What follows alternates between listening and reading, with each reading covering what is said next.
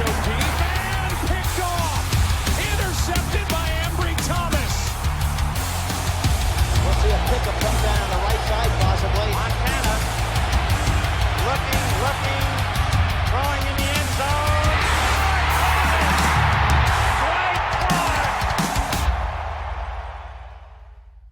Bonjour à tous, bonsoir à tous, bienvenue dans ce 59e épisode du Faceful Podcast.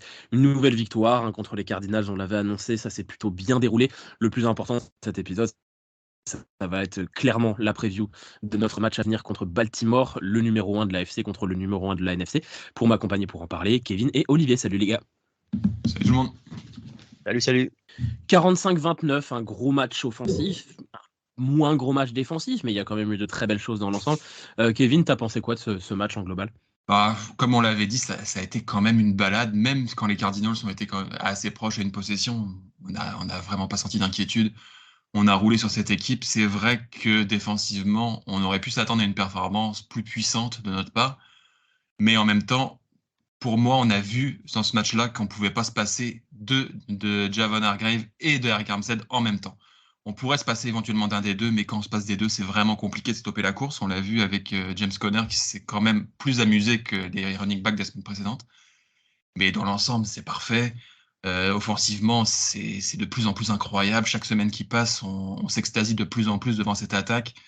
Et aujourd'hui, on a le luxe de se dire que le MVP va se jouer entre deux joueurs de notre équipe. C'est assez incroyable. Donc que du bonheur, et on a hâte d'avoir le prochain match face aux Ravens pour avoir une confirmation du fait qu'on est la meilleure équipe de la NFL. Olivier ?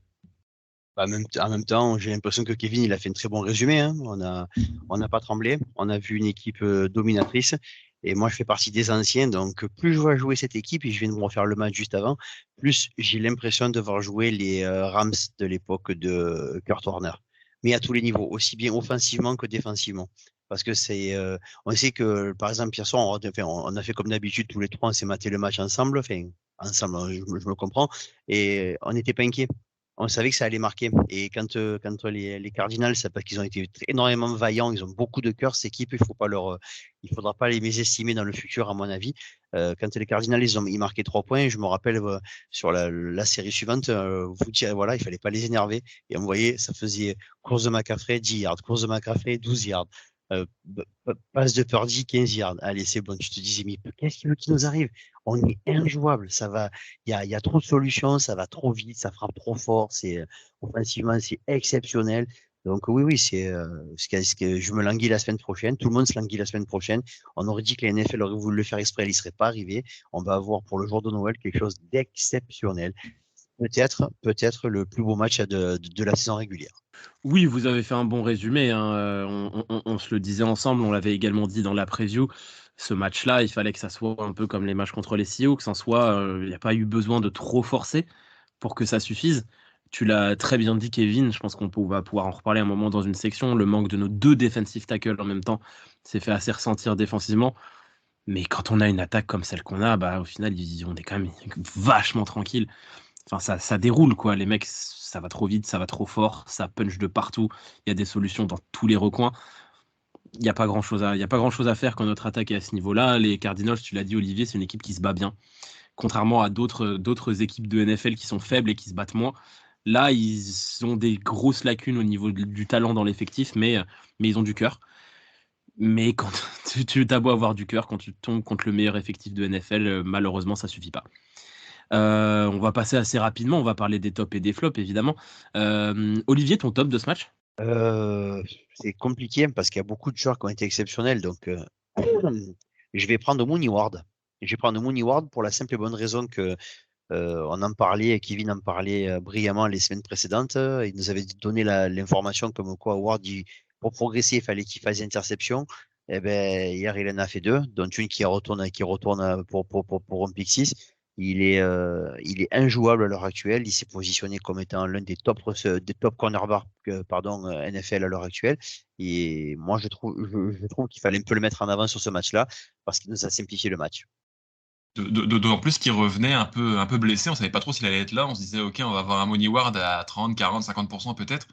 Et au final, il claque 2 interceptions et il fait un de ses meilleures notes de la saison. Donc, c'est assez impressionnant. Et pour poursuivre sur ce que tu as dit, Olivier, moi, je mettrais également un combo Mooney Ward, Deomodore Lenoir, qui a été encore une fois brillant sur ce match-là. On en parlait un petit peu les semaines précédentes. Il est en train de monter son niveau. On voit un impact clair. Il n'est pas physiquement, il a des lacunes. Il peut pas se trouer, hein, c'est pas un Brie Thomas non plus, mais il peut avoir des moments où il se lâche un petit peu sur le receveur adverse, mais il met tellement d'impact alors qu'il a un physique largement inférieur à la plupart des receveurs qu'il affronte. C'est vraiment très très fort ce qu'ils font et tous les deux, et on a une super paire de cornerbacks aujourd'hui et pour l'avenir parce que ça reste en plus des joueurs relativement jeunes. Ouais, Kevin, surtout le noir. Ah pardon. Oui, le noir surtout... qui est non mais le noir qui est encore un joueur très jeune, ouais, c'est sûr. Voilà, surtout. Et en plus, c'est vrai sur ce que tu disais, pour rebondir sur ce que tu disais, ben oui, il met beaucoup d'intensité dans tout ce qu'il fait, le noir. Et c'est pour ça qu'il progresse énormément. Et je pense que en travaillant avec les mecs qu'il a autour, ça le fait progresser. Et lui, ça le tire vers le haut. Kevin, ton top? Je suis obligé d'en parler. J'ai remarqué la semaine dernière, on n'en a même pas parlé ni dans les tops, ni dans les petits opinels, ni rien du tout, alors qu'il avait encore été exceptionnel. En le montant, j'avais trouvé ça au final, mais on est vraiment des merdes. C'est fou, genre. Christian McCaffrey, on s'habitue vraiment trop à l'excellence. Et dans ce match, c'était encore une fois incroyable. Il faut quand même se rendre compte que ce joueur vient de claquer 7 touchdowns en 2 matchs face aux Cardinals cette saison. 7 touchdowns. Il y a des joueurs, ils marquent 7 touchdowns dans une saison, ils ont réussi leur saison, ils ont gagné leur contrat pour l'année prochaine. Lui, il vient de le faire en 2 matchs contre la même équipe. C'est complètement fou. On a les stats sous les yeux, 18 courses en 15 yards, il fait 6,4 yards par course. Ça veut dire qu'il y a vraiment très très très peu de courses neutres ou qui n'ont pas gagné grand-chose. Il a tout le temps avancé. Et en plus de ça, il claque 72 yards en 5 réceptions avec 2 autres touchdowns. Donc, que dire à part qu'on a évidemment le meilleur running back de la ligue, évidemment le meilleur joueur offensif de la ligue en dehors des quarterbacks selon moi. Et puis, voilà, il est en lice pour le MVP et c'est fabuleux d'avoir un running back comme ça. On a l'habitude d'avoir des running backs qui produisent dans cette équipe, mais là, on est passé à un niveau tellement supérieur avec lui que c'est formidable à voir. Surtout, en plus, on a eu l'habitude d'avoir des running backs qui produisent, mais d'avoir des no-name qui produisent. Là, tu mets un ensemble qui fait normalement réussir des no-name et on le fait avec une superstar. Je suis pas certain que toutes les superstars de NFL, tous les running backs superstars NFL réussiraient dans notre système. Il faut quand même avoir des running backs plutôt vifs dans les espaces, moins des torpilleurs, comme peut l'être Jordan Mason qui arrive dans un style différent et qui a encore fait un super match dans les peu de rentrées qu'il a fait, mais ça marche trop bien avec McCaffrey. Moi, pour mon top, je vais y aller aussi sur une évidence, hein. Je pense qu'on détaillera après tous les autres, mais Brock Purdy nous a encore fait un match extraordinaire. 16 sur 25. Quand on dit 16 sur 25, c'est pas extraordinaire. 16 sur 25, c'est pas grandiose, 16 sur 25. Mais quand c'est 16 sur 25, c'est 242 yards et 4 touchdowns. Ah tout de suite, c'est quelque chose d'autre. Il a encore su trouver les bons joueurs au bon endroit. Il a trouvé des receveurs ouverts qui se sont ouverts la porte, mais il a aussi fait des passes très difficiles. Je pense notamment au 2e touchdown de Deebo Samuel qui est quand même dans un angle absolument réduit. Il va mettre une passe là où le corner peut pas aller la chercher et Deebo fait une super réception. Mais non, enfin, on a en fait, tu parlais Kevin de Christian McCaffrey qui était un des favoris au MVP, le deuxième et il est aussi chez nous, c'est Brock Purdy, parce que les autres, on est aussi, évidemment dans une saison où les quarterbacks ne brillent pas. Il n'y a pas un quarterback, il n'y a pas un Mahomes qui survole le monde, il n'y a pas un Burrow qui survole, il n'y a pas un n'importe qui survole. Mais du coup, en fait, le fait d'être aussi complet, le fait d'être aussi régulier, le fait de se faire si peu intercepter, d'être aussi précis dans son jeu et de faire avancer une attaque comme ça, ça peut servir de scénario totalement logique pour un titre de MVP. Et ça, pour tout joueur de deuxième année, ça serait extraordinaire. Pour un joueur de deuxième année qu'on a récupéré avec le dernier choix de la draft, c'est fabuleux. Totalement. L'histoire est en marche. Comme disent beaucoup de monde à l'heure actuelle, si ça perdure comme ça, il y a de fortes chances qu'on ait les films et pas qu'un sur la vie de Brock Purdy, parce que c'est totalement hallucinant ce qui se passe avec ce gars. Et puis moi ce que je trouve remarquable avec ce gamin, c'est cette capacité qu'il a à étirer les jeux, à trouver des solutions là où il y en a pas et à tenter des choses. Moi j'aime beaucoup la façon qu'il a de tenter. J'ai en mémoire la passe qui fait un moment en cloche par-dessus pour Kittel. Bon, Kittel va la récupérer d'une main de façon totalement hallucinante, mais il va le tenter. Il va tenter un truc, c'était pas prévu. Ou quand il se prend le gros bump où tout le monde a retenu son souffle. Et c'est une action qui est pas dessinée. Il attend, il met le ballon par-dessus juste pour que, je crois que c'est McCaffrey qui la récupère. Ou Juszczyk, c'est Juszczyk qui la récupère, je crois. Non, je crois que c'est McCaffrey. Je crois que c'est Ouais. McCaffrey. Juszczyk, c'était quand c'était Darnold sur le terrain. Et il se retrouve, il tente encore. C'est tous ces petits jeux-là. On en parlait hier avec Kevin quand on regardait le match. On disait un quarterback lambda, il allait prendre la petite course de 3 yards, qui aurait été suffisante. Au lieu de faire ça, lui, il va chercher un truc plus loin, plus compliqué, et qui lui paraît évident. Et d'une petite course de 3 yards, on fait une passe de 15 à 20 yards. C'est ce qui fait la différence entre les bons et les très très bons. Et Purdy, à l'heure actuelle, fait partie des très très bons quarterbacks de la NFL. Et puis, il y a le coup de aussi, c'était son premier match chez lui, en Arizona, devant toute sa famille, devant tous ses proches, devant tous. Il y avait sûrement des mecs qui ont joué avec lui au lycée, il y avait sûrement ses anciens coachs dans les tribunes. Rien à foutre. Le mec, c'est un match comme un autre. Il brille devant ses proches, il n'y a pas de pression supplémentaire parce qu'il est chez lui. Et du coup, ça aussi rassurant pour. On l'a vu l'année dernière en playoff, il tenait la pression. Tu te dis que là. Les playoffs, c'est un mec de deuxième année qui a déjà 2 victoires en playoffs, quoi. C'est quand même assez hallucinant. D'autres petits tops, messieurs? Deebo Samuel, voilà, Ouais, je vais dire. encore 2 touchdowns.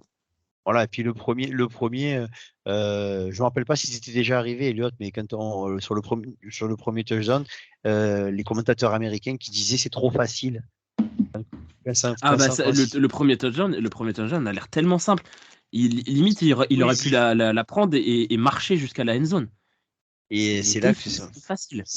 Et c'est là on voit à quel point c'est bien dessiné, tout est bien travaillé. Et je vais me répéter pour la 4e semaine, mais on sent que le jeu revient vers lui. Si le jeu revient vers lui, c'est qu'il doit se passer à l'entraînement, il a dû montrer plus que ce qu'il montrait en début de saison. Et maintenant, Kyle, il s'amuse à dessiner tous des petits jeux pour lui. Et quand c'est comme ça, qu'est-ce que vous voulez faire? C'est même pas piqueur poison, il y en a trop de poison. Il y en a trop, il faut trop mal. Tu viens d'utiliser un mot qui est hyper intéressant. Tu as dit Kyle, il s'amuse à dessiner des jeux pour lui. Ça a l'air amusant d'avoir un mec comme Deebo Samuel dans ton équipe. Il peut tout faire. Donc tu te dis, courir? Ouais, allez. Recevoir loin? Ok. Recevoir court, il va faire des yards en plus? Ouais, très bien. On a besoin de 2 yards? Bon, très bien, parfait. Tu peux tout faire avec ce mec-là. Et du coup, ça a l'air vraiment hyper fun de coacher un gars comme ça. Ouais, puis même pas que lui, hein. Quand tu vois, on pourrait faire la longue liste, les Kittle, les Ayuk, les Jennings. C'est pour ça, c'est à l'heure actuelle, franchement, messieurs, dames, toutes les personnes qui commencent la NFL depuis peu de temps, profitez. Ça dure pas éternellement, un truc comme ça. Profitez-en, mangez du caviar, gavez-vous de caviar. Ça va durer le temps que ça va durer, mais prenez-en plein les yeux. C'est un kiff. J'ai rarement vu. Moi qui suis de l'ancienne école, depuis l'équipe de Warner et des Rams de fin 90, début 2000, j'ai jamais vu une équipe jouer comme ça. C'est offensivement, c'est du biscuit. Vous allez passer plus d'années dans votre vie à vous souvenir de cette époque avec nostalgie qu'à la vivre. Je suis fan de l'Olympique Lyonnais, je peux témoigner. Pire encore, certains ne la connaîtront pas et auront de la nostalgie. Je suis fan de FC Nantes, je peux vous en parler. Moi, j'ai un petit top, je suis obligé d'en parler. Une fois tous les 2 mois, on va en parler. Kyle Juszczyk a fait des réceptions. Il a fait 2 réceptions. Évidemment. Je suis obligé d'en parler. Voilà, c'est mon point Juszczyk bimensuel. Voilà, merci. Kevin, t'as un autre top? Ouais, je suis pas son plus grand fan. J'ai l'habitude de lui taper un peu dessus dès que j'ai l'occasion, mais je vais dire bravo, monsieur Kyle Shanahan, parce que il nous régale. Là, récemment, sur les derniers matchs, les drives, il n'y a pas un snap qui se ressemble, il n'y a pas un jeu qui se ressemble. C'est super varié, il s'amuse, il ouvre son cahier de jeu au maximum, il fait briller tout le monde. Bravo, c'est ça qu'on veut voir d'un génie offensif, et il me fait mentir en ce moment. Il a vraiment l'air d'un génie offensif, et voilà, il respecte son rang, donc continuons comme ça, et j'adore voir ce Kyle Shanahan-là. Tu as 2 doigts de pleurer. C'est beau. Il a fallu 59 émissions pour J'aimerais en placer une toute petite. Il n'a pas fait un match meilleur que d'habitude, mais il était très constant. Jake Moody, depuis plusieurs semaines, c'est absolument parfait. Il n'a pas besoin de faire des field goals, mais les extra points, c'est parfait. Petite statistique, 51 sur 51 aux extra points depuis qu'il arrive en NFL. Record NFL depuis qu'ils ont reculé les extra points à 15 yards. Personne n'avait réussi autant d'extra points consécutifs dans l'histoire de la NFL. C'est Bon, quand même après, pas il mal n'y pour un rookie. a pas eu trop de rookies, je pense, depuis qu'ils l'ont reculé. Ça fait quoi? Ça fait 3 Ah non, ans? mais ah non, non. C'est pas celui le rookie qui en a réussi le plus consécutif. C'est le kicker qui en a réussi le plus consécutif. Ok. Aucun kicker n'a mis autant d'extra points. Pas de Justin Tucker, pas de Jason Sanders. Ah, Kevin Goku. j'avais compris que c'était les rookies seulement. Ok. Ah non, c'est les kickers en général. Personne n'avait réussi autant d'extra points consécutifs. Depuis qu'ils ont reculé la ligne, c'était Stephen Gostkowski, l'ancien des Seahawks, il me semble, et des Patriots, je sais plus. Les Patriots. Ouais, qui avait le record, qui était à 49 ou 50, je sais plus. Là, 51, Moody a battu le record. Donc, c'est pas des coups de pied faciles, mais le fait qu'il ait battu le record, ça prouve d'une constance folle. Après, moi, dans les tops, je vais mettre quelqu'un dont on parle chaque semaine, et je suis obligé de le mettre encore, c'est George Kittle. Dans les topinées. On est obligé.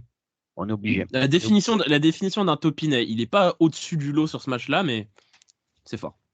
Dans une équipe moyenne, ce qu'il fait hier soir, c'est que c'est fait. Et vous regardez la qualité des blocs. Tous les trois, on se régale parce qu'on regarde ça, on prend beaucoup de plaisir à disséquer les actions et à se dire regardez-moi ces blocs. Quand vous avez le décrochement sur la gauche et que vous avez à la fois Trent Williams et Kittle, et qu'en plus en ce moment nous avons Warner qui s'y colle aussi, il se passe de ces choses. Et puis en ce moment, on a aussi un autre gars, sur le touchdown de McCaffrey, mais le retour d'Aaron Banks, ça fait quelque chose aussi. Hein. Oui, j'allais. Il est costaud le garçon. Parce que quand le deuxième touchdown en vrai c'est tous les bloqueurs. Il faudrait faire un point bloc et c'est le point bloqueur. Si vous aimez un petit peu prendre le temps de regarder, de revoir les matchs, vous allez voir ce qu'explique Elliot, le niveau du bloc pour le seul touchdown au sol de McCaffrey. Il va courir sur Banks. Si vous voyez que Banks il attrape le mec, il le soulève, il le pousse. Le mec il devait bloquer McCaffrey, il se retrouve dans sa end zone. Derrière, il faut courir derrière ça, c'est trop facile. Mais franchement, il faut faire un point et Jawan Jennings aussi parce qu'il est monstrueux dans les blocs. En fait, j'allais le dire, j'ai revu la course, on en parlait quand on regardait le match ensemble hier. À un moment, Olivier nous dit oh putain, c'est qui a fait le bloc de Foula et on n'a pas revu l'action. C'est Jawan Jennings sur une course de McCaffrey qui fait un bloc de l'espace. Il arrive de nulle part et il éclate le défenseur, il ouvre la rousse. Ouais, franchement, tout le monde a l'air concerné. En plus, on a pu avoir des années où ça peut y avoir des équipes où tu as un ou deux receveurs ou un tight end qui sont juste pas concernés. Là, même les mecs qui sont les plus valuables et du coup, tu as envie de protéger Debo, Ayuk, Jennings, Christian McCaffrey, Kittle, on le savait. Tous, ils y vont de bon cœur pour les blocs. C'est vraiment clair. C'est ça, on critiquait un peu la ligne offensive avant la saison en se disant est-ce qu'on a assez de talent sur cette ligne, mais nous, notre ligne, c'est pas 5 gars, c'est pas les 5 linemen. Notre ligne, c'est les receveurs qui vont pas être sur le jeu de réception, c'est les tight ends, c'est tout le monde. Charlie Warner, on n'en parle pas, mais sur les blocs, il est formidable aussi. Voilà, extraordinaire. Et puis, vous l'entendrez pas souvent, Kevin, qui dit du bien de Charlie Warner, donc profitez. Non, mais je suis forcé de reconnaître qu'en termes de bloc, c'est quand même extraordinaire ce qu'ils ont réussi à en faire de ce gars-là. Et puis, sur la ligne offensive, on n'en parle pas, mais je pense que si, dans le classement du MVP, tous les postes comptaient à égalité, Trent Williams serait numéro 1 MVP déjà assuré de gagner le titre. Parce qu'aujourd'hui, je pense que si on met tous les postes sur un pied d'égalité, Trent Williams, c'est le meilleur joueur de la NFL. Terminé. Franchement, il y a des chances. Il est desservi parce qu'il a le poste de l'ombre par excellence. Mais oui. De toute façon, il n'y a rien à ajouter. C'est le meilleur joueur NFL. Voilà. Et c'est Trent Williams. Voilà. Cette semaine, il y a encore une action où il va récupérer un gars. Le gars lui rentre dedans. Enfin, le gars essaie de lui rentrer dedans, force à lui. Et puis, il le prend, il avance avec le monsieur. Le monsieur d'autre mec doit faire, 90 kilos. Et il a l'impression que c'est une poupée de chiffon dans ses mains. C'est juste hallucinant de le voir faire. Et on n'a pas l'impression qu'il force. C'est ça qui est hallucinant. J'espère, et puis j'ai aucun doute là-dessus, que quand McCaffrey ou Purdy va lever le trophée du MVP, ils auront un mot pour ce gars-là, parce que s'ils l'ont, l'un des deux, il aura eu une grande importance là-dedans, parce que les routes qu'il leur ouvre et la protection qu'il leur offre, c'est assez incroyable. Clairement, il faudrait que je revoie la stat, j'ai pas fait attention, mais juste un truc tout con, mais quand je regarde les matchs, j'ai pas l'impression que Brock Purdy se fasse saquer. Ou peut-être une ou deux fois.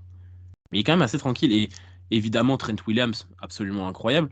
Je trouve qu'on a été très critique avec notre ligne offensive et qu'elle fait quand même globalement plutôt bien le taf. C'est pas des superstars, c'est pas des génies à la Williams, mais Banks, super. Brendel, il s'est troué un moment, mais il fait quand même une très belle saison encore.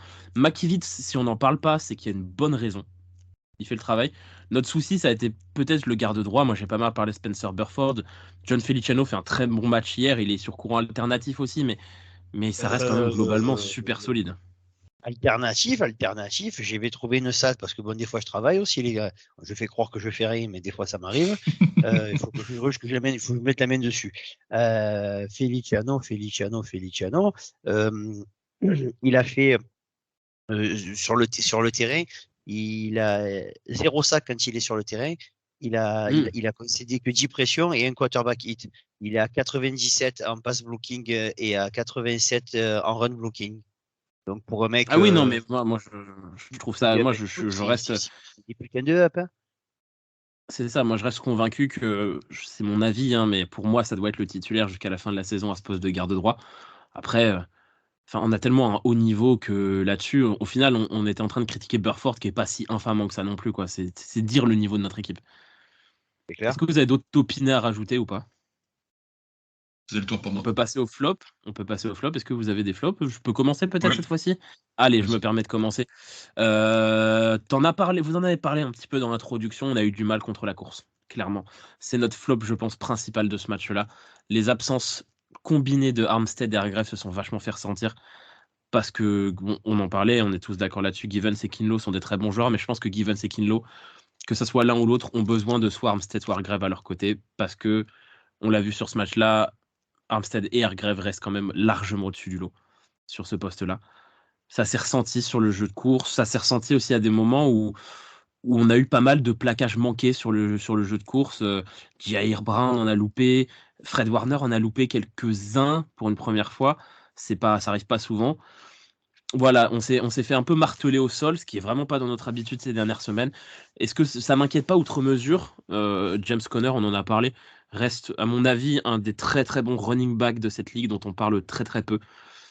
Voilà, après, ce qui m'inquiète, non, mais ce qui me pose question, c'est qu'on va affronter une équipe qui ne jure quasiment que par le sol avec Baltimore. Il va falloir espérer pour nous que soit Hargrave, soit Armstead, soit les deux, soient sur le terrain lundi soir. Kevin, un flop? Ouais, c'est pas très souvent qu'il rentre dans cette catégorie-là, mais je vais parler de Fred Warner, qui pour moi a réalisé un match quasiment en dessous de tout.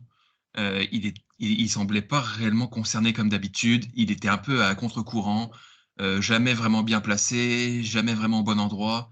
Beaucoup de plaquages ratés. J'ai vu la stat sortir. On est la pire équipe de la ligue sur les plaquages en ce moment. C'est nous qui ratons le plus de plaquages et ce match a été symptomatique d'un nombre de plaquages ratés absolument catastrophique. Et si on prend autant de points, c'est aussi et surtout à cause de ça. Donc ouais, pour moi, Fred Warner doit faire mieux et doit tout simplement avoir le niveau qu'il avait les précédentes semaines. Olivier? Vous avez répondu à peu près à mes flops. Donc, je vais mettre un flopiné parce que ça s'est pas mal terminé. C'est Ronnie Bell. Le punt ça, c'est un truc qu'il peut plus faire. Il a plus le droit de faire un truc pareil.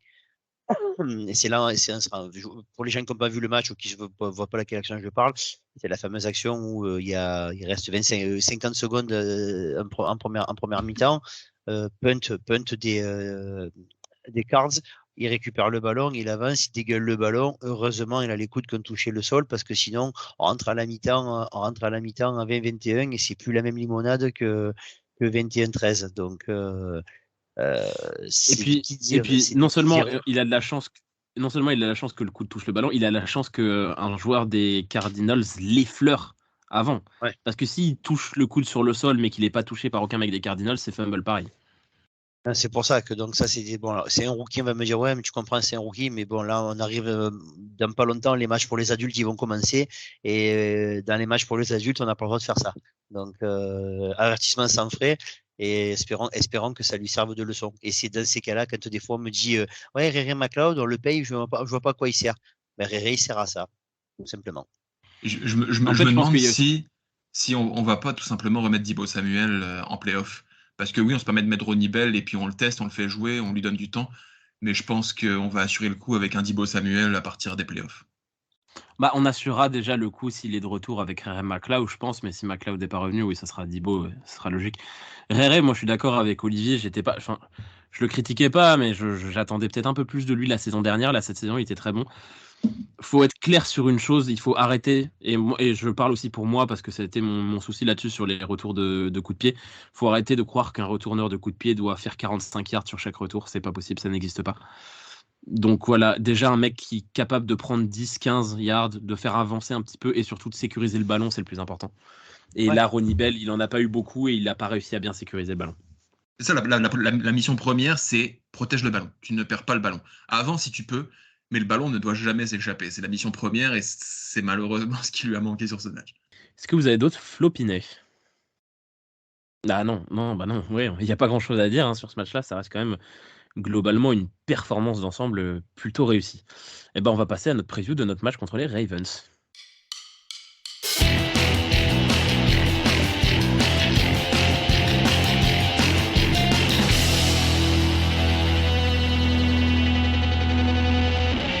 Dans la nuit de lundi à mardi 25-26 décembre, je ne sais pas si grand monde sera devant sa télévision, notamment pour ceux qui sont en France, ça reste quand même le lendemain de Noël, donc bon, on verra bien. 2h15, on reçoit les Baltimore Ravens, le premier de NFC contre le premier de AFC. Gros match, notre plus gros match, c'est sûr et certain, avant les playoffs.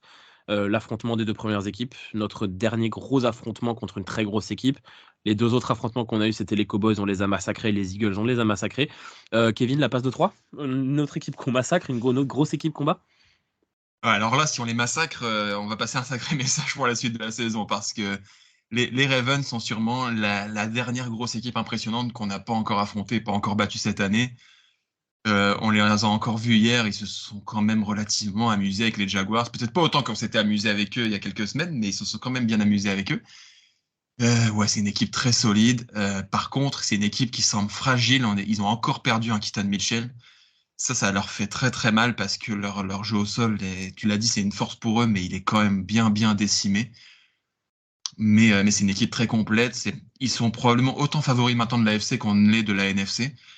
Et voilà, c'est l'affiche un peu obvious du futur Super Bowl. Si on doit se prononcer aujourd'hui, c'est un peu l'affiche qui revient sur toutes les lèvres. On s'attend à voir 49ers Ravens. Donc là, on a la chance. Si la NFL avait voulu nous offrir le plus beau cadeau de Noël, ils n'auraient probablement pas trouvé mieux que cette affiche-là. Donc on l'a et on va prendre beaucoup de plaisir à observer ces deux équipes-là. Donc j'ai vraiment hâte de voir ce match. Olivier? Kevin est en très très très grande forme ce soir. Je ne sais pas si c'est parce qu'il n'y a pas ni Loïc ni Gonzague, mais waouh, c'est super. Ça file, les informations sont bien données. J'ai rien rajouté. C'est parfait ce qu'il a raconté. Moi, je suis comme là, c'est bon, il m'a hypé pour voir le match. Putain, je dors pas. Ah putain, ça va faire long jusqu'à lundi soir quand même. Je sais pas si tu vas tenir. Oui, non, ça va être un super match, c'est sûr, une belle affiche, de belles équipes, deux équipes bien coachées, deux équipes qui ont un jeu au sol de qualité, deux équipes qui ont des très bons quarterbacks. Quoi qu'on en dise de Lamar Jackson, il est quand même reste un super quarterback avec des qualités très différentes de Brock Purdy, de belles défenses, de gros leaders middle linebacker avec Fred Warner et Roquan Smith. C'est des équipes qui ont des qualités comparables. Je pense qu'on est quand même plus fort dans l'ensemble de l'effectif. On a été aussi moins touché par les blessures qu'ils ne l'ont été. Il leur manque, on n'en a pas parlé, mais il leur manque quand même un Mark Andrews qui est leur cible numéro 1. Keaton Mitchell, tu l'as dit Kevin, il s'est un peu blessé contre les Jaguars. Voilà. Reste à voir, ça va être en tout cas, je pense qu'on va avoir une belle affiche, on va avoir un beau match. Et comme tu l'as dit Kevin, si on les bat comme on a battu les Eagles et les Cowboys, ouais. C'est plus une cible qu'on aura dans le dos. Ça va être un niveau super. Déjà qu'on va avoir une cible absolument gigantesque dans le dos. Si en plus on éclate les Ravens qui sont quand même extrêmement, extrêmement forts, voilà. Alors là toute la NFL va bander son arc dans notre dos, quoi. Après, il faut quand même se rappeler que les Ravens, ils ont gagné. Il y a des matchs qui gagnent ric-rac. Il n'y a pas une domination comme on peut voir de la part de San Francisco. C'est une belle équipe, certes, avec des receveurs. Il y a Odell Beckham Jr. qui est en train de trouver une seconde jeunesse. Le petit Zay Flowers qui est pas mal, mais qui est sur courant alternatif. Et moi, je peux en parler en connaissance de cause, je l'ai en fantasy. Il y a beaucoup plus de matchs où il fait 4,5 que des matchs où il fait 40. Hein, donc voilà, mais il y a nous de nos faits. Je nous vois plus compliqué pour l'instant. Même si défensivement c'est costaud, ça va faire mal, ça va taper dur. Mais je pense qu'on a vraiment le matériel pour placer la dernière encoche en disant voilà, maintenant voilà ce que nous valons au complet. J'ai vu passer un truc il y a quelques semaines. Tu parlais, Kevin, que c'était une affiche qui pouvait paraître évidente pour le Super Bowl. J'ai vu passer un truc il y a quelques semaines. Sur les 3 dernières années, la NFL a changé le logo du Super Bowl. Désormais, dans les chiffres, il y a des couleurs qui représentent la ville qui accueille.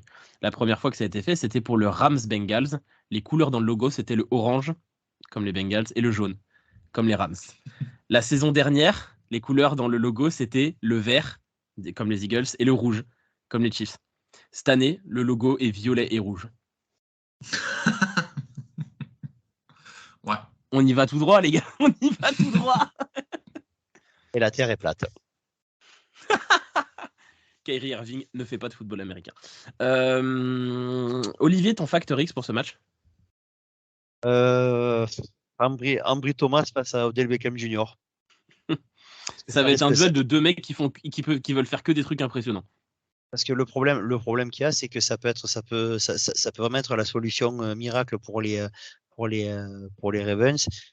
Si OBJ décide de faire un match comme il est capable de faire, et si mon idole absolue continue, enfin, joue au niveau que je lui prétends, ça peut être très dangereux pour nous. Voilà, s'il fait un match comme au niveau que lui prétend Gonzague, ben, il me fera taire. Donc j'espère bien qu'on va gagner ce duel-là aussi. Après, moi, j'ai un souvenir d'Ambry Thomas qui était en couverture sur Odell Beckham Jr. et qui fait l'interception du siècle contre les Rams il y a 2 ans. Hein. Attention. Ouais. Kevin, ton facteur X? On l'a déjà dit la semaine dernière en retrouvant Kyler Murray, on a souvent un petit peu de mal contre les quarterbacks mobiles. Et là, on a Lamar Jackson, la référence du quarterback mobile.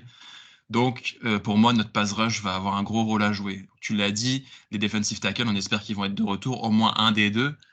On en aura besoin parce que si on laisse du temps à Lamar Jackson, on l'a vu, il est capable maintenant de faire des belles passes, de découper le terrain, de trouver ses receveurs.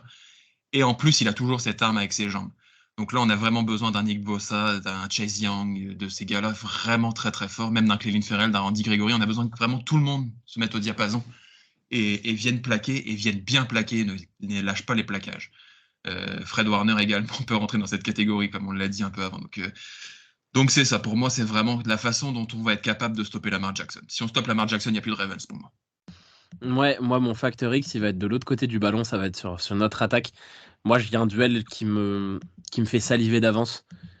C'est ce qui va se passer vers le milieu du terrain, à peu près, entre George Kittle et Roquan Smith. Ça peut être bien, ça. Roquan Smith est un super joueur. Dans un monde où Fred Warner n'existe pas, Roquan Smith est le meilleur linebacker de NFL. Fred Warner existe, du coup, la discussion n'existe pas. Mais Roquan Smith reste un joueur absolument fabuleux. Et George Kittle, on le sait, c'est un tight end absolument fabuleux. Et ce qui peut se passer dans le milieu du terrain peut être absolument spectaculaire pendant toute la rencontre. Que ça soit sur des phases de bloc de Kittle, que ça soit sur des phases de réception, ça peut être un super duel. Et je rajouterai un autre duel, c'est n'importe lequel de nos receveurs, que ça soit Ayuk ou Samuel, qui sera en duel face à Marlon Humphrey. J'adore Marlon Humphrey. Pour moi, c'est sûrement un de mes cornerbacks préférés de NFL. J'adore les cornerbacks, c'est un de mes postes préférés en NFL. Et Marlon Humphrey, c'est un modèle du genre. Il est extraordinaire. Et voir si... on sait que nos receveurs ont beaucoup de talent. Si le receveur qui est aligné contre Marlon Humphrey arrive à prendre le dessus sur Marlon Humphrey, c'est vraiment du très, très, très haut niveau. On va passer au prono, à moins que vous ayez quelque chose à rajouter. Peut-être un autre petit facteur X ou né. Non. Bon, on va passer au prono. Olivier, ton prono pour ce match contre Baltimore? On gagne 24-16. Kevin? Victoire 31-18. Moi, j'étais sur un 31-25. Donc, on est dans du match quand même plus serré que ce qu'on a eu ces dernières semaines, notamment contre Arizona. Mais on souhaite à la NFL que ce soit serré. Bah, parce que les fans qui sont pas le match de Noël. Et puis le match de Noël, c'est pas culturel en France, mais le match de Noël, c'est un des matchs les plus regardés de l'année aux États-Unis. Il va y avoir énormément de monde devant son poste de télé pour le Ravens 49ers. Offrez du spectacle aux gens. Et puis les 49ers brillaient pour montrer aux États-Unis entiers qu'on est vraiment la meilleure équipe de NFL, quoi. On va passer aux questions des auditeurs. Encore une fois, vous avez été très nombreux à nous poser des questions. On vous en remercie.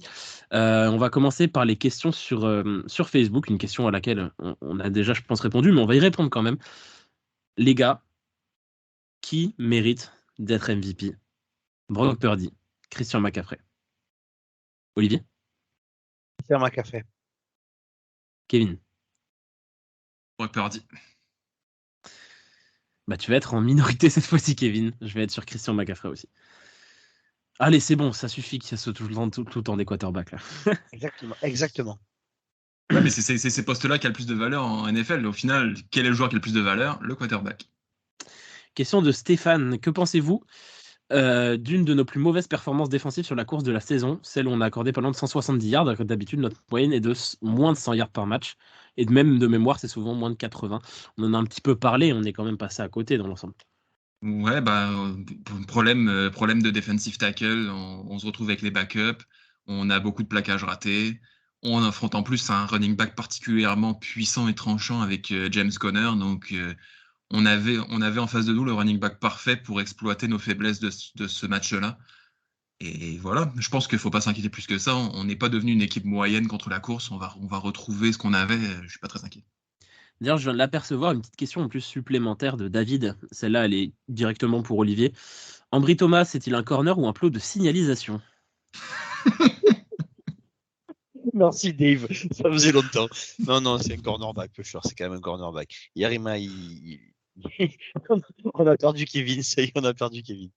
Non, ça va. Non, mais ça va. Normalement, c'est que moi qui me moque de lui. Vous n'avez pas le droit, vous. Bon, attends. Quand même. Attends, moi, j'attends le jour où on a chacun notre gimmick là-dedans. Moi, j'attends le jour où quelqu'un va offrir le respect qu'il mérite à Kyle Juszczyk, hormis moi. S'il vous plaît. Quelqu'un, peut-être. Question de Johan. Dernier choix de la draft. Intègre l'équipe après la prépa.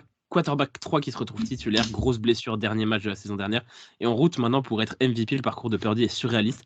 Week-end après week-end, qu'est-ce qui vous surprend le plus chez lui? Qu'est-ce que vous aimez le plus chez lui? Kevin? Moi, c'est plutôt ce que je vois pas chez la plupart des quarterbacks, c'est-à-dire cette capacité qu'il a à réaliser plusieurs lectures en quelques secondes et à systématiquement, en tout cas, ça m'a frappé sur ce match-là. Ouais, et à quasi systématiquement choisir la bonne. C'est-à-dire que il en fait une, elle fonctionne pas, il passe à l'autre, elle fonctionne pas, il passe à l'autre. Mais si la deuxième fonctionne, il va pas passer à l'autre, il va pas systématiquement faire 3-4 lectures. Je veux dire, il s'arrête à la bonne et il envoie. Il hésite pas une demi-seconde quand il trouve la bonne, il y va et il fait les bons choix.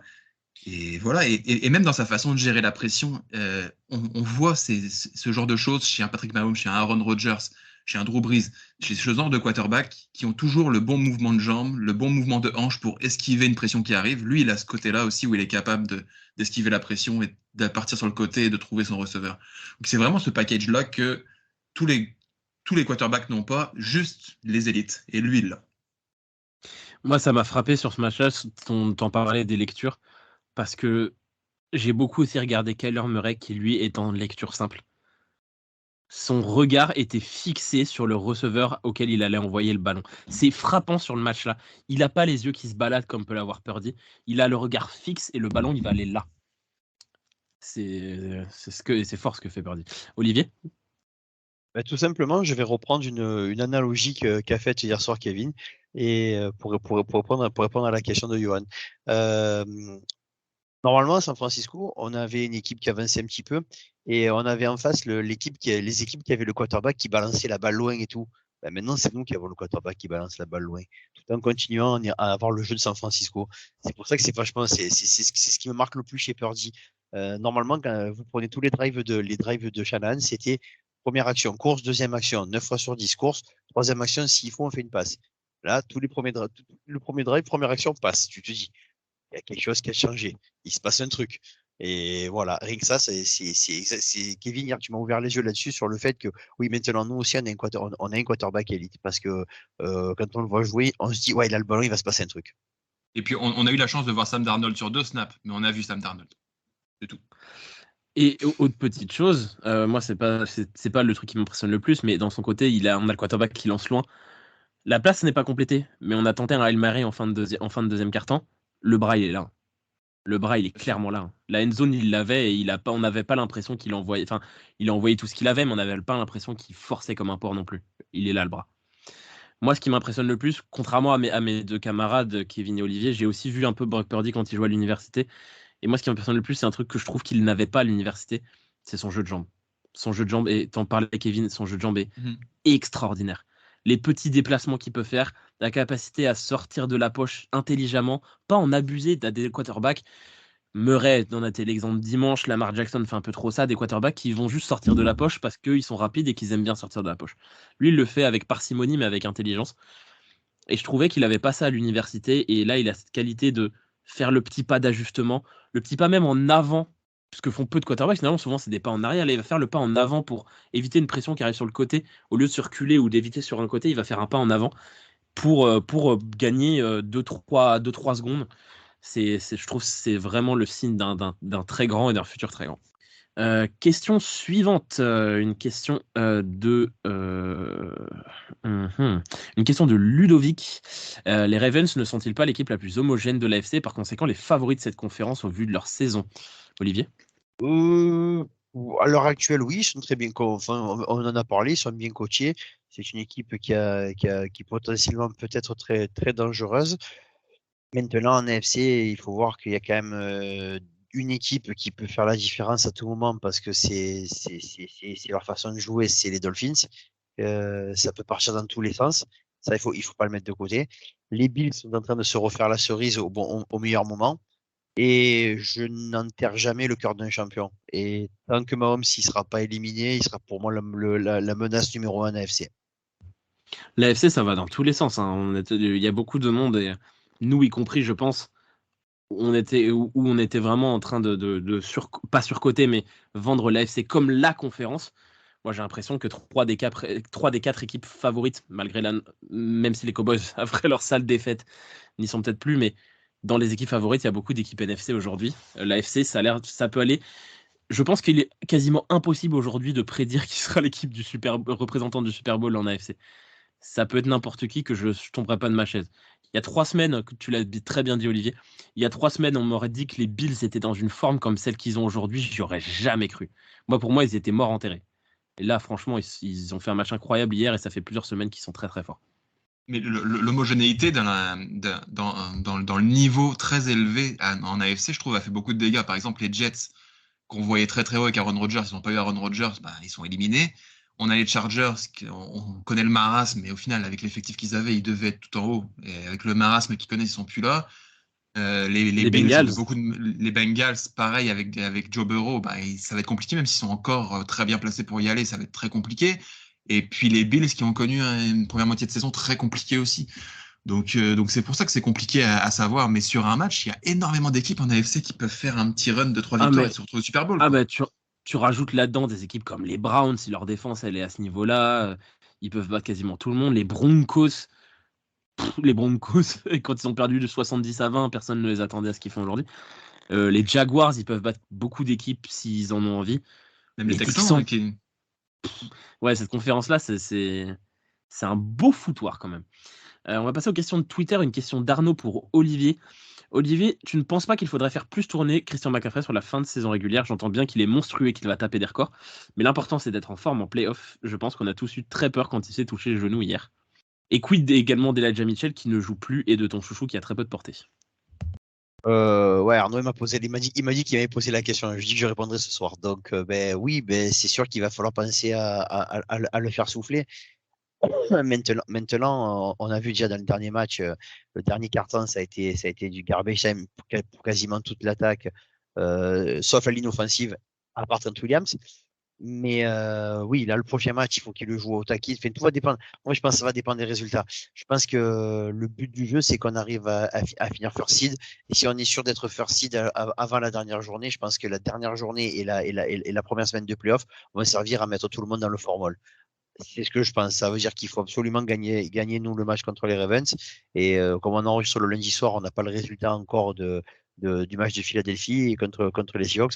Je suis ce soir pour les Seahawks, histoire d'être tranquille, d'avoir un match d'avance quoi qu'il arrive. Donc,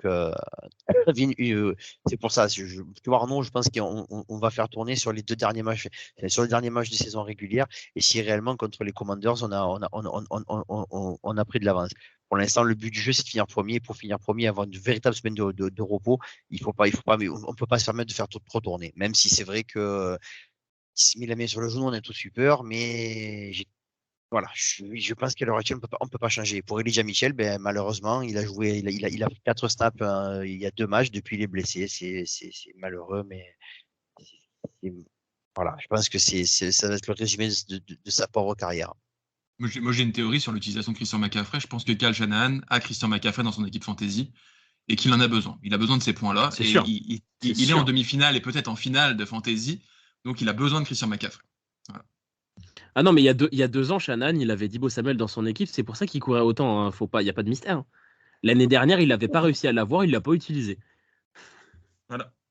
Sanction immédiate. Sanction immédiate. Quelqu'un d'autre t'a drafté. Tu vas voir.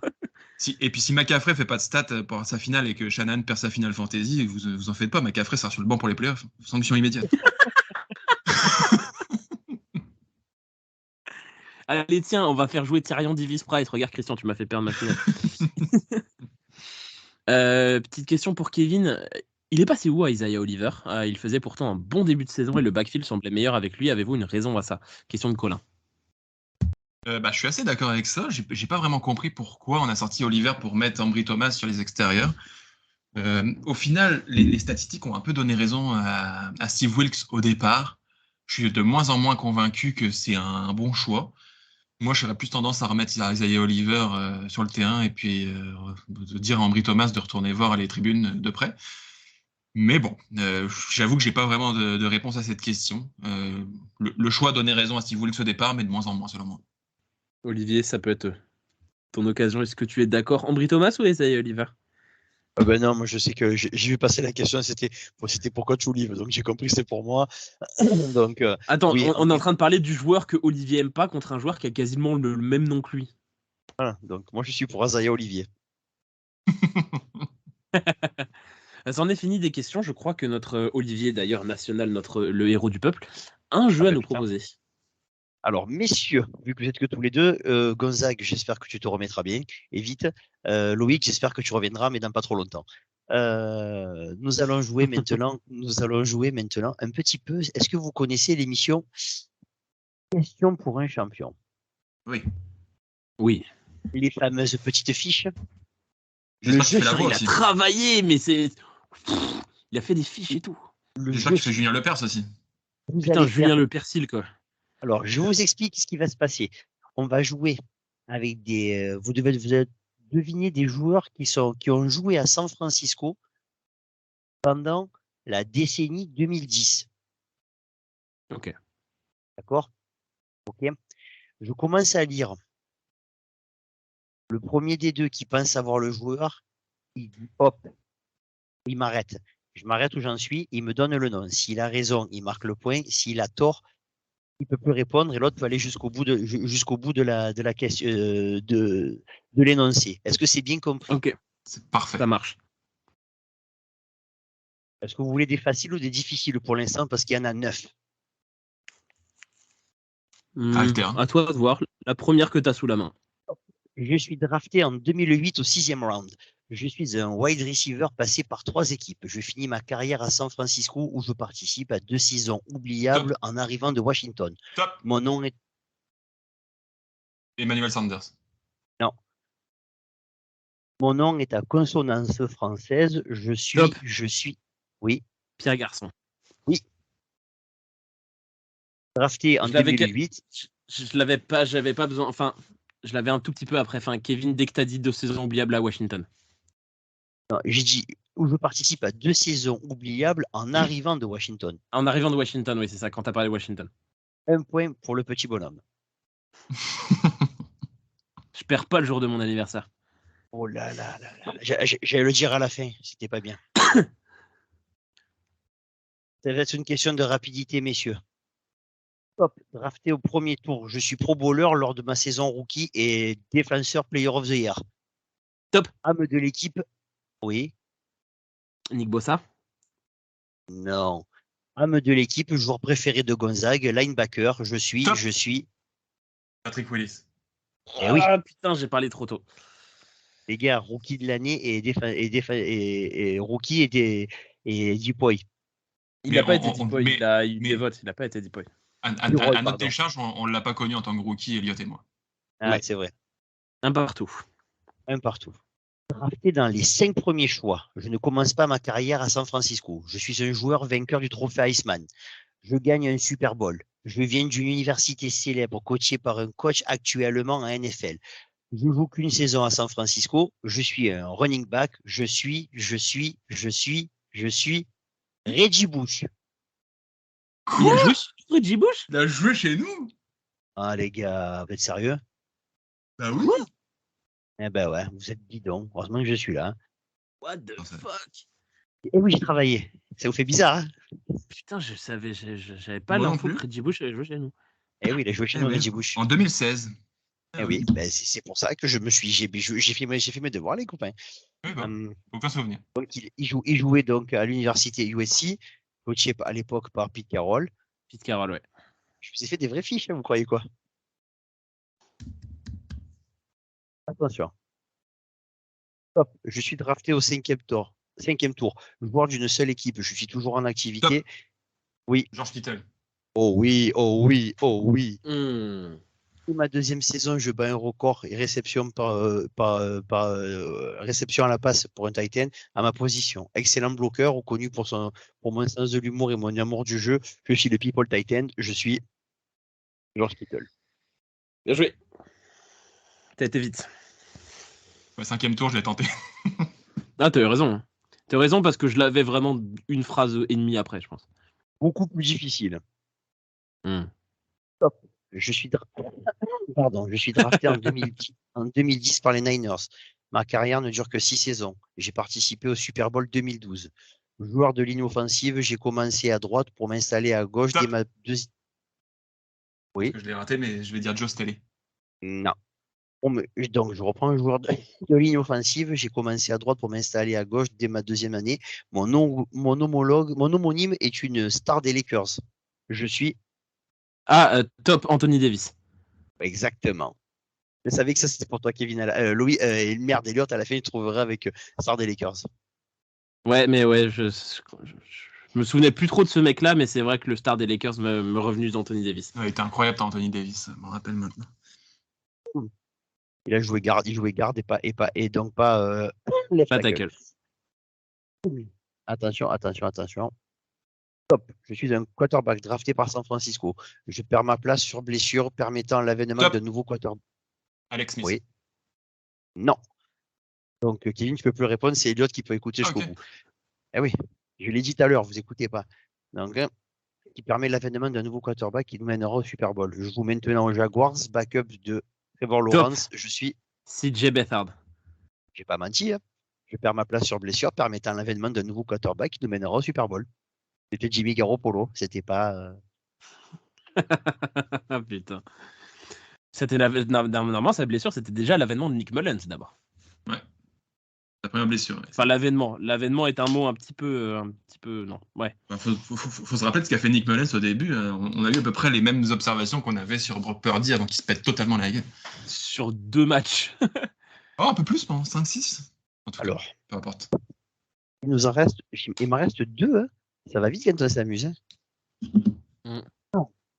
Il m'en reste 3. Vous êtes chaud? Allez. Carrière météorique. Je suis drafté par San Francisco au second tour. Joueur clivant, je gagne ma place en 2012 après la blessure du titulaire. Je change radicalement le visage de l'attaque et participe au Super Bowl. Top. Oui. Colin Kaepernick. Eh ben oui. Mes positions politiques et l'ajustement de défense mettent un terme à ma carrière. Je suis Colin Kaepernick. Là, il est beaucoup Kevin plus qui dur. trouve pas Colin Kaepernick quoi. Ouais, j'avais pas entendu le premier mot, donc je savais pas trop c'était quoi le poste. Non, moi non plus. Ah, pardon. Attention. Drafté au second tour. Je suis un wide receiver avec 2 bagues. Je joue Top. dans 4 équipes. Non. Ça y est, 2 bagues. J'allais dire Deebo Samuel, mais il n'a pas de bague, donc c'est ça. Il n'a Oui. pas 2 bagues. Je joue dans 4 équipes et seulement 2 saisons aux Niners. Je n'ai joué uniquement dans les années 2010. Un de mes Super Bowl est contre les Niners. Je suis Je l'ai. Anquan Boldin. Torrey Smith. Torrey Smith. Ah ouais. Mais Ah, putain, à c'est vérifier, vrai mais que je pense que t'as tout ce que tu as dit peut passer sur Anquan Boldin. Non, sauf la phrase « Je ne joue que dans les années 2010 ». Il a Il joué a dans pas- les années 2000. C'est Il vrai. n'a pas ouais, qu'une c'est vrai. il a pas qu'une bague. Il a sûrement qu'une bague aussi. Parce qu'il Anquan perd, Boldin, il il a perd pas le qu'une Super bague. Bowl avec les il perd le Super Bowl avec les Cardinals, donc il en a qu'une, ouais. Pour Ok. ça, Torrey Smith, il en a une avec qui, à part les Ravens? Philadelphie. Putain, il jouait à Philly à l'époque. Ouais, il joue à Philly quand il gagne contre Brady. Il devait sucer Enfin, le banc de Philly. Non, Ah ouais. mais quand ils prennent Alshon Jeffrey, il est là, il me semble. Mais c'est ça. Ouais, Jeffrey, il jouait fort, mais à mon avis, Torrey Smith, il était bien fort sur le banc, par contre. Mais bon, il a une bague, c'est ça qui compte. Ah, le dernier pour la route. Attention. Joueur des Tigers du Missouri. Je suis drafté au 4e choix. Je ne débarque à San Francisco qu'en 2008 où je participe activement aux années Arbo. Défenseur hors pair, je formais un duo intimidant avec Aldon. Nous étions les Brothers. Je suis Oui. Justin Smith. exactement. Ouais. Nous étions les Smith Brothers. Je suis Justin Smith. Voilà. Alors je sais pas, vous avez compté les points, je sais pas qui est-ce qui a gagné. Hein. Je pense que C'est j'ai gagné. dire qu'il y a une 4-3. Et on a deux qui n'ont pas été trouvés. Torrey Smith et Reggie Bush. Reggie Bush. Bah, c'était un Voilà. super jeu, Olivier. Franchement, c'était un super jeu. Et l'avantage de ce jeu-là, c'est, je pense, qu'on peut le refaire, que chacun de nous peut le refaire avec d'autres joueurs. Ah oui, il est Ouais, déclinable à toutes Il est les déclinable. Et ben, en tout cas, merci de nous avoir écoutés dans ce très bon épisode à 3. On fait un gros bisou à nos copains Gonzague et Loïc qui n'ont pas pu venir ce soir. Mais on était à 3 et on a réussi à tourner ça, je pense. Et en tout cas, pour les courageux ou pour ceux qui ont le temps ou pour ceux qui ont l'envie, lundi, dans la nuit de lundi à mardi, 2h du matin, Ravens 49ers. Sinon, je pense pour moi, en tout cas, ce sera en replay. Et on se retrouve, on ne sait pas encore quand, on vous avoue, pour en parler.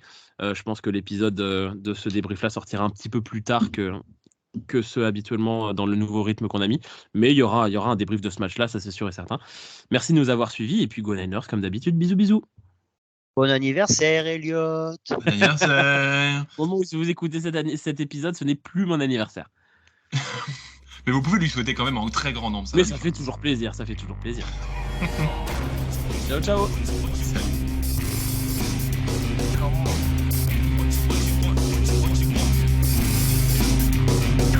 Come